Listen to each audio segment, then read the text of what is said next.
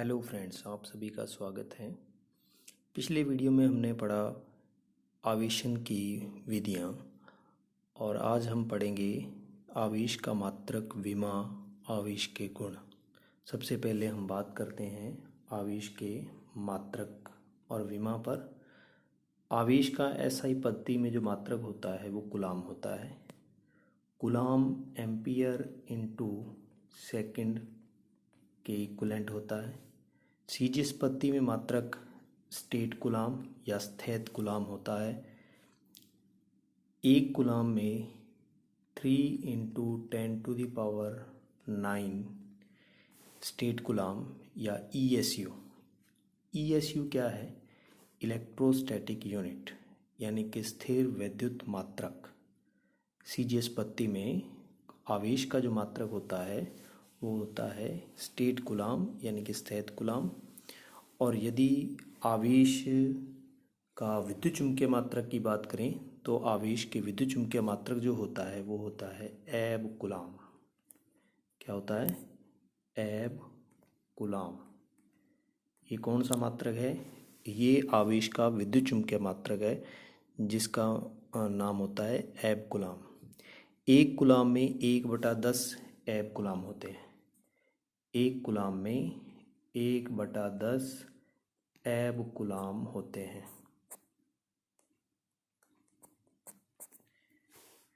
एब कूलाम को ईएमयू भी हम लिख सकते हैं। EMU, electromagnetic unit. यानी कि आवेश के 3 मात्रक हमने अभी बताए हैं। सबसे पहला एसआई पद्धति में जो मात्रक है वो कूलाम है। सीजीएस पद्धति में मात्रक जो है वो स्थैत कूलाम है। और यदि आवेश का मात्रक विद्युत चुम्बकीय मात्रक की बात करें तो वो है एब कूलाम। यानी कि एक कूलाम में 1/10 एब कूलाम होते हैं। चूँकि हमें पता है कि कूलाम जो बहुत बड़ा मात्रक होता है, आवेश का सबसे बड़ा मात्रक जो होगा वो होगा फैराडे। एक फैराडे में 96,500 कूलाम होते हैं। किसी भी पदार्थ पर जो आवेश होता है वो कूलाम के रूप में नहीं होगा, बल्कि वो छोटे मात्रकों के रूप में होगा। जैसा कि हम निम्न प्रकार देख सकते हैं कि किसी भी पदार्थ पर जो आवेश होता है वो milli coulomb, micro coulomb, nano coulomb या पिको कूलाम के रूप में होता है। 1 मिली कूलाम में 10⁻³ कूलाम होता है। 1 माइक्रो कूलाम में 10⁻⁻6 कूलाम होता है। 1 नैनो कूलाम में 10⁻⁻9 कूलाम होता है। 1 पिको कूलाम में 10⁻⁻12 कूलाम होता है। अब अपने बात करते हैं कि किसी भी पदार्थ पर जो आवेश होता है वो मूल आवेश का जो मान है वो 1.6 × 10⁻⁻19 कूलाम, 1.6 × 10⁻⁻19 कूलाम होता है। किसी भी पदार्थ पर जो मूल आवेश का मान होता है। कूलाम को एम्पियर इनटू सेकंड के तुल्य भी मानते हैं, क्योंकि I = होता है QT। तो Q कूलाम है और Q = IT, आवेश समय इनटू धारा को कूलाम के तुल्य मानते हैं। अब इसकी बात करते हैं विमीय सूत्र की। आवेश का जो विमीय सूत्र होता है वो m0L0T1A1 होता है। यानी कि विमीय सूत्र को हम बात करें तो सबसे पहले बड़े ब्रैकेट को यूज़ करते हैं, फिर m को यूज़ किया जाता है। m यहाँ पर जो होता है वो द्रव्यमान को रिप्रेजेंट करेगा। चूँकि हमें पता है कि इसमें एम्पियर इनटू सेकंड है तो इसमें द्रव्यमान नहीं है, तो इसलिए m⁻0 आ गई। L लेंथ को रिप्रेजेंट करता है। लेंथ मतलब मीटर होना चाहिए, यहाँ पर मीटर नहीं है तो इसलिए L⁻0 आ गई। T मतलब टाइम, टाइम का मतलब यहाँ पर सेकंड की पावर 1 है तो इसलिए T⁻1 आ गई। इसी प्रकार से नेक्स्ट आगे बात करें एम्पियर, एम्पियर की पावर 1 है तो A⁻1 आ गई। तो इस प्रकार से किसी भी विद्युत आवेश का विमीय सूत्र जो होता है वो m0L0T1A1 वीमें सूत्र को हमेशा बड़े ब्रैकेट में लिखा जाता है, ये हम 11th में पढ़ चुके हैं। अब अपने बात करते हैं कि आवेश के कौन कौन से गुणधर्म हैं। आवेश के गुणधर्म कौन कौन से हैं? सबसे पहला गुणधर्म जो है वो ये है कि समान प्रकृति के आवेश एक दूसरे को प्रतिकर्षित करते हैं और विपरीत प्रकृति के आवेश एक दूसरे को आकर्षित करते हैं। इसको हम एक उदाहरण द्वारा समझ सकते हैं कि हमारे पास मान लीजिए एक आवेश है Q1, ये प्लस है, और एक और हमारे पास आवेश है Q2, ये भी प्लस है। अब ये दोनों समान प्रकृति के आवेश हैं। समान प्रकृति के आवेश होने के कारण ये प्रतिकर्षण बल का अनुभव करेंगे, यानी कि इन दोनों के मध्य प्रतिकर्षण बल लगेगा। यहाँ पर ये वाला जो बल है ये इस Q2 के कारण लग रहा है और ये वाला बल जो है वो इस Q1 के कारण लग रहा है। तो यहाँ पर हम देख सकते हैं कि दोनों आवेशों पर जो लगने वाले बल हैं वो एक दूसरे के विपरीत दिशा में है। एक दूसरे के क्या हैं? विपरीत दिशा में, यानी कि एक दूसरे को क्या कर रहे हैं?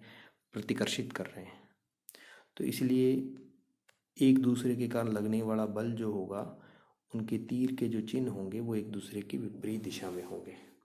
इसी प्रकार हम यहाँ पर अन्य उदाहरण भी ले सकते हैं कि यहाँ पर हमने कहा कि जैसे Q1 जो है वो मेरे पास माइनस है और Q2 जो है वो मेरे पास प्लस है।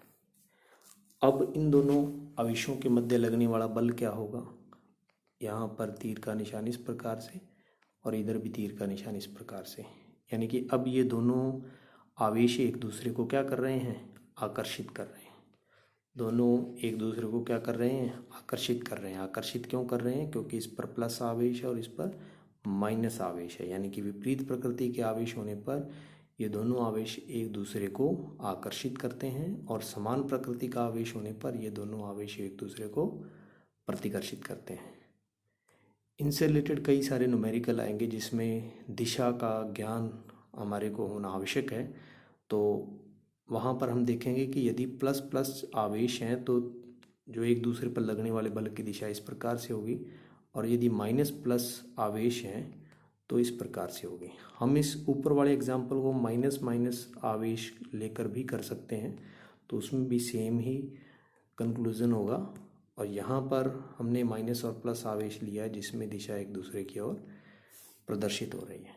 नेक्स्ट अपने बात करते हैं दूसरे गुण पर, योज्यता का गुण। योज्यता का गुण क्या है कि यदि किसी पदार्थ पर जो आवेश है वो मान लीजिए Q1 इक्वल टू 2 माइक्रोकुलाम है और Q2 इक्वल टू है मेरे पास -3 माइक्रोकुलाम, तो कुल आवेश जो है वो मेरे पास है Q1 प्लस Q2, यानी कि 2 माइक्रोकुलाम -3 माइक्रोकुलाम -1 माइक्रोकुलाम, यानी कि कुल आवेश जो है किसी भी पदार्थ का जो कुल आवेश होगा वो सभी आवेशों के योग के बराबर होता है। और मेरे पास यहाँ पर कुल आवेश जो होता है हो गया वो -1 माइक्रोकुलाम है। तो ये आवेशों की योज्यता का गुण है, यानी कि आवेशों के अंदर योज्यता का गुण पाया जाता है। नेक्स्ट अपने बात करते हैं आवेशों का क्वांटीकरण। आवेशों का क्वांटीकरण क्या है? जैसा पीछे हम पढ़ चुके हैं कि किसी भी पदार्थ पर जो आवेश होता है, मूल आवेश, वो ये होता है। तो किसी भी पदार्थ पर मूल आवेश E equal to 1.6 into 10⁻⁻19 coulomb होता है। तो यानी कि किसी भी पदार्थ पर जो आवेश है वो सदैव मूल आवेश E के पूर्ण गुणज के रूप में होता है, यह कभी भी भिन्नात्मक रूप में नहीं होता है। यानी कि Q इक्वल टू Ne, ये आवेश के क्वांटीकरण से आया है। Q यहाँ पर किसी भी पदार्थ पर उपस्थित आवेश है और E यहाँ पर मूल आवेश है। कौन सा आवेश है? मूल आवेश। E जो है वो हमारे पास मूल आवेश है। Q इक्वल टू Ne जो हमारे पास आवेश के क्वांटीकरण नियम से आता है। यहाँ पर n क्या है, n जो है वो +-1 +-2 +-3 इस प्रकार से, यानी कि n का मान जो है वो हमेशा पूर्णांक ही होना चाहिए। n का मान कभी भी भिन्नात्मक रूप में नहीं होना चाहिए, यानी कि इस प्रकार से नहीं होगा 3/2 या 1/2, इस प्रकार से नहीं होगा। ये 3/2 और 1/2 जो होते हैं वो कहलाते हैं क्वार्क कण। क्या कहलाते हैं? क्वार्क कण।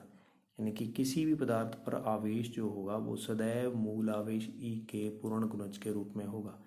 जैसे हम एग्जाम्पल ले सकते हैं कि किसी भी पदार्थ पर आवेश E है या 2E है या 3E है या -5E है, तो इस प्रकार से किसी भी पदार्थ पर जो आवेश होगा वो n के पूर्ण गुणज के रूप में ही होता है। इसी आवेश का क्वांटीकरण नियम कहते हैं। अब इस पे आधारित हम एक एग्जाम्पल लेके चल रहे हैं। जैसा कि प्रश्न में दिखाया गया कि किसी भी पदार्थ पर 500 इलेक्ट्रॉनों की कमी होने पर उस पर उपस्थित आवेश और प्रकृति बतानी है। यानी कि इलेक्ट्रॉनों की कमी का मतलब प्रकृति क्या हुई? धनात्मक। कैसी प्रकृति हुई? धनात्मक प्रकृति हुई। यानी कि जो पदार्थ है वो कैसा है? वो धनावेशित या धनात्मक पदार्थ है। और यहाँ पर हमारे को इस पर आवेश की गणना करनी है, तो Q = N फार्मूला है हमारे पास। N हमारे पास 500 है और E मूल आवेश होता है। इसकी वैल्यू ये आ गई हमारे पास। इसको सॉल्व करेंगे तो हमारे पास आ जाएगा 8 × 10⁻⁻70 कूलम। यानी कि यदि किसी पदार्थ में 500 इलेक्ट्रॉनों की कमी होती है तो उस पदार्थ पर जो आवेश होगा वो होगा 8 × 10⁻⁻17 कूलम, और जो प्रकृति होगी वो प्रकृति होगी धनात्मक। ऐसे ही हम एक एग्जाम्पल और लेके चलते हैं। इस उदाहरण के अनुसार हम क्या कह रहे हैं कि यदि किसी पदार्थ पर 9.1 द्रव्यमान की वृद्धि होती है तो उस पदार्थ पर उपस्थित आवेश की मात्रा तथा स्थानांतरित इलेक्ट्रॉनों की संख्या ज्ञात करो। क्या ज्ञात करना है हमारे को? उपस्थित आवेश की मात्रा और स्थानांतरित इलेक्ट्रॉनों की संख्या ज्ञात करनी है। तो किस प्रकार से ज्ञात करते हैं? देखिए, यहाँ पर हम ये कह रहे हैं कि किसी भी पदार्थ पर जो 9.1 ग्राम द्रव्यमान की वृद्धि हो गई, यानी कि द्रव्यमान कितना बढ़ गया? 9.1। तो हम सबसे पहले ΔM लिख लेते हैं। 9.1 ग्राम, इसको किलोग्राम में बदलें तो 9.1 × 10⁻³ किलोग्राम। अब नेक्स्ट बात करते हैं कि किसी भी पदार्थ पर जो आवेश में वृद्धि होती है उसका जो द्रव्यमान होता है ΔM, आवेश में जो वृद्धि हो रही है वो इलेक्ट्रॉनों के द्रव्यमान जुड़ने के कारण हो रही है। तो कितने इलेक्ट्रॉन आए? मान लीजिए n इलेक्ट्रॉन आए और एक इलेक्ट्रॉन का द्रव्यमान me है, तो n = हमारे पास क्या आ जाएगा? ΔM/me। me जो है वो इलेक्ट्रॉन का द्रव्यमान है। ΔM जो है वो हमारे पास कितना है? 9.1 × 10⁻³ और जो me है इलेक्ट्रॉन का जो द्रव्यमान होता है वो 9.1 × 10⁻31 kg होता है। दोबारा से हम देखें कि किसी भी पदार्थ पर जो द्रव्यमान है वो कह रहा है क्वेश्चन के अनुसार 9.1 ग्राम द्रव्यमान की वृद्धि होती है तो इसका मतलब उसमें जो पदार्थ है वो ऋणावेशित पदार्थ हो गया। तो क्वेश्चन के अनुसार बात करेंगे तो ΔM वह द्रव्यमान है जो द्रव्यमान की वृद्धि कर रहा है। तो ΔM 9.1 ग्राम है, 9.1 ग्राम को हमने किलोग्राम में बदल लिया। तो ΔM = NMe, कितने इलेक्ट्रॉन आए? एक इलेक्ट्रॉन का द्रव्यमान इंटू कितने इलेक्ट्रॉन आए वो ΔM होगा। तो तो n जो है वो डेल्टा m अपॉन में एम ई से हमारे पास आ जाएगा। डेल्टा m जो है ये इस प्रकार से, तो हमारे पास कितनी वैल्यू आई, 9.1 से 9.1 कट गया, तो ये कितना बचा, 10⁻28। इतने इलेक्ट्रॉन जो हैं वो स्थानांतरित हुए हैं। कितने इलेक्ट्रॉन स्थानांतरित हुए हैं, 10⁻28 इलेक्ट्रॉन स्थानांतरित हुए हैं। अब अपने को बात करना है आवेश की मात्रा की। तो आवेश की मात्रा के लिए Q equal to N E formula है। तो Q इक्वल टू एन जो होता है वो कितना है,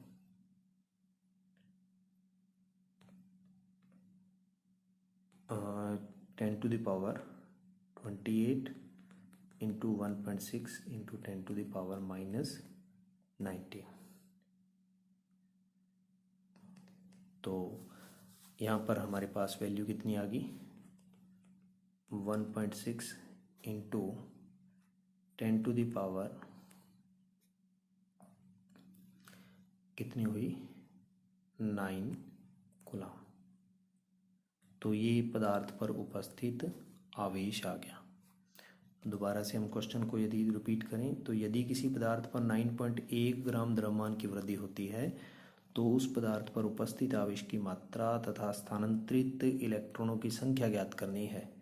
स्थानांतरित इलेक्ट्रॉनों की संख्या यानी कि n ज्ञात करना है और उपस्थित आवेश की मात्रा मतलब q ज्ञात करना है। तो सबसे पहले हम क्वेश्चन के अनुसार चलेंगे। डेल्टा m जो है वो द्रव्यमान है जो द्रव्यमान में वृद्धि करता है, यानी कि कितना द्रव्यमान स्थानांतरित हुआ है।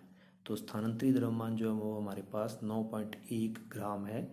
तो 9.1 इंटू 10⁻³ किलोग्राम, यानी किलोग्राम में बदल लेंगे इसको। डेल्टा m इलेक्ट्रॉनों के द्रव्यमान का ही भाग है, तो इलेक्ट्रॉन के कितने इलेक्ट्रॉन स्थानांतरित हुए इंटू इलेक्ट्रॉन का द्रव्यमान। तो n हमारे पास डेल्टा m अपॉन में एम ई से आ जाएगा। n हमारे पास आ गया 10⁻28। इसी प्रकार q equal to N E, आवेश के क्वांटीकरण से हम इस नियम को q के मान को निकाल लेंगे, जिसकी वैल्यू हमारे पास कितनी आ गई, 1.6 इंटू 10⁻9 कूलम। अब अपने नेक्स्ट जो चौथा गुण है उसकी बात करते हैं। चौथा गुण जो है वो हमारे पास है विद्युत आवेश संरक्षण, आवेश संरक्षण सिद्धांत। इसके अनुसार क्या है कि किसी भी विलगित निकाय में कुल आवेश सदैव संरक्षित रहता है, अर्थात आवेश को न तो नष्ट कर सकते हैं और न ही उत्पन्न किया जा सकता है। केवल एक वस्तु से दूसरी वस्तु में आवेश स्थानांतरित हो सकता है। आवेश को न तो नष्ट कर सकते हैं और न ही उत्पन्न कर सकते हैं।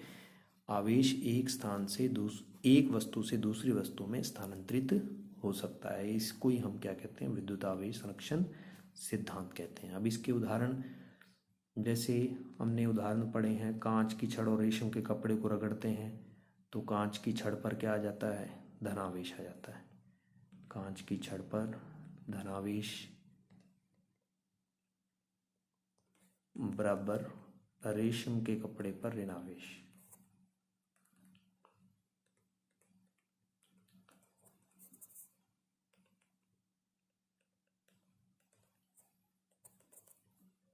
कांच की छड़ पर धनावेश बराबर रेशम के कपड़े पर ऋणावेश, यानी कि टोटल चार्ज जो है वो 0। टोटल चार्ज कितना रहेगा, 0 रहेगा किसी भी निकाय। यहाँ पर निकाय कौन कौन से हो गए, कांच और रेशम दोनों को मिलाकर एक निकाय बना है। तो इस निकाय का कुल आवेश जो है वो कितना होगा, कुल आवेश 0 रहेगा। अब अपने नेक्स्ट एग्जाम्पल की बात करते हैं। तो जैसे कंघी पर धनावेश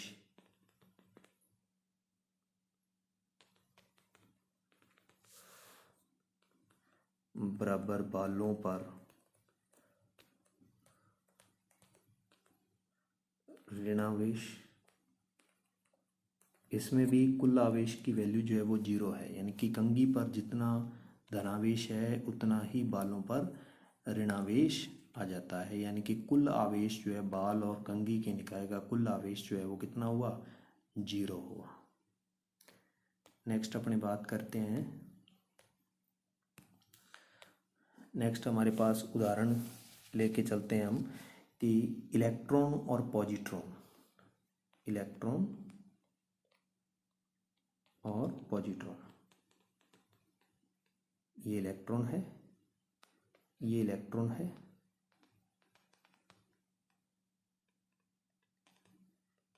और ये पॉजिट्रॉन है। इलेक्ट्रॉन और पॉजिट्रॉन जब आपस में एक दूसरे से टकराते हैं तो विद्युत चुम्बकीय तरंगों का निर्माण करते हैं, विद्युत चुम्बकीय तरंगे। इस अभिक्रिया को हम शून्यीकरण अभिक्रिया कहते हैं। क्या कहते हैं? शून्यीकरण अभिक्रिया। शून्यीकरण अभिक्रिया क्यों कह रहे हैं? क्योंकि यहाँ पर इलेक्ट्रॉन और पॉजिट्रॉन जब आपस में टक्कर करते हैं तो एक ऐसे विद्युत चुम्बकीय तरंग का निर्माण कर रहे हैं जिसका आवेश और द्रव्यमान दोनों जीरो है, तो इसलिए इस अभिक्रिया का नाम शून्यीकरण अभिक्रिया रखा गया है। तो इस अभिक्रिया में हम देख सकते हैं कि -1 + 1 = 0, यानी कि लेफ्ट हैंड साइड में कुल आवेश 0 है और राइट हैंड साइड में भी कुल आवेश 0 है। तो इस अभिक्रिया में भी हम कह सकते हैं कि कुल आवेश जो है वो संरक्षित रहता है। इसी अभिक्रिया को यदि हम रिवर्स कर देते हैं तो हम इसको ये कह सकते हैं कि विद्युत चुम्बकीय तरंगों द्वारा इलेक्ट्रॉन और पॉजिट्रॉन का निर्माण होता है। इसको हम कहते हैं युग्म उत्पादन। क्या कहते हैं?